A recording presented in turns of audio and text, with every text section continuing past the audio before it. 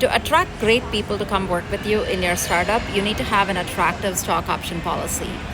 Now, there are no set rules about this, but there are definitely best practices. In the earliest of days, whether you want to do stock options or you want to do restricted stock units is a choice. In our case, we've actually gone with RSUs for our earliest team members, the founding team, and the very early team right now. Down the road, as we do more, we will likely have stock options. The biggest difference is really the cost basis, and we wanted a founding team to have the same cost basis as the founders.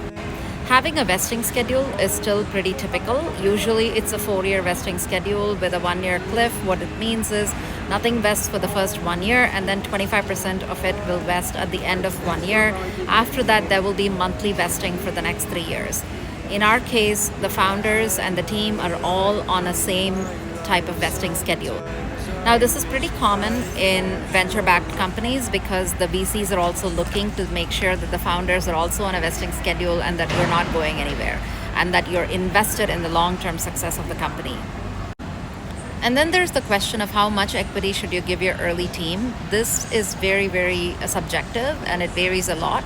There are some benchmarks in terms of how much you want to give your first engineering hire, first design hire, and so on and so forth. I like to approach this in an extremely generous fashion where 25% of the equity is owned by the team in our case, and we intentionally designed it that way. In the last decade or so, I've observed that both investors and founders have become a little stingier with equity. Even the stock option pools that investors are setting up are not more than like 10%. I typically do not recommend this because I love the fact that our early team has so much ownership and they have a vested interest in the company succeeding.